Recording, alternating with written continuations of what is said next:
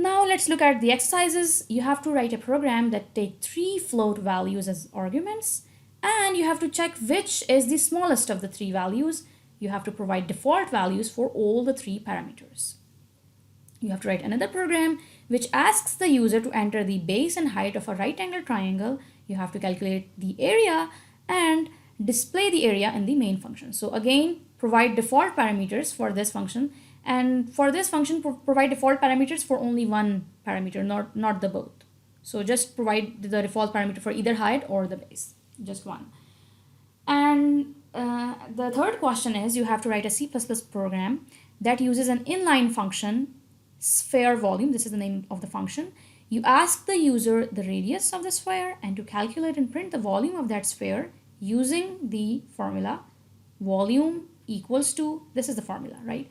And I will actually encourage you to not write this 4 divided by 3, rather use the floating point answer of whatever the result of 4 by 3 is. So what I mean is write 1 point whatever the answer is of 4 divided by 3. Don't use this because it will probably result in 0, because these are 2 integers, 4 divided by 3. So the answer will be, sorry, it will probably result in 1. It won't result in 1 point. It won't consider the whole floating point number. It won't handle that. So use the floating point answer of this. Just do that. Also, in this question, if you don't know the formula for the area of triangle, it is area of triangle is equals to half into base into height. So use this formula. Okay, let's look at the last question. It is actually very interesting. You have to make 3 overloaded functions with the name area. So 3 functions, all of them will have the name area. The first will calculate the area of triangle. So it will calculate the area of triangle. The second will calculate the area of square. And the third one will calculate the area of circle.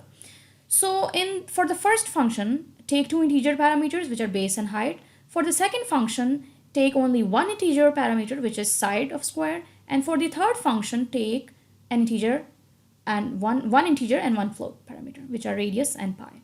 And all will return the calculated area.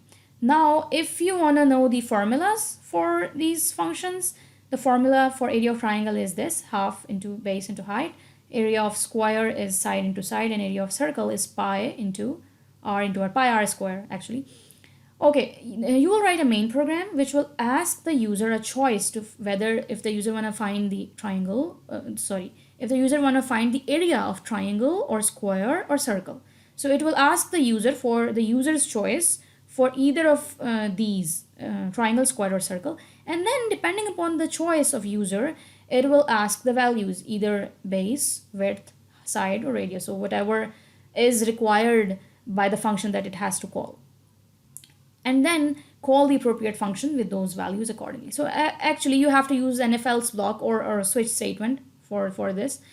And display the area in the main function, provide default parameters for the variable parameter pi. So for pi, use the default value 2, and it depends on you whether you pass this value in the function call or not. It depends on you.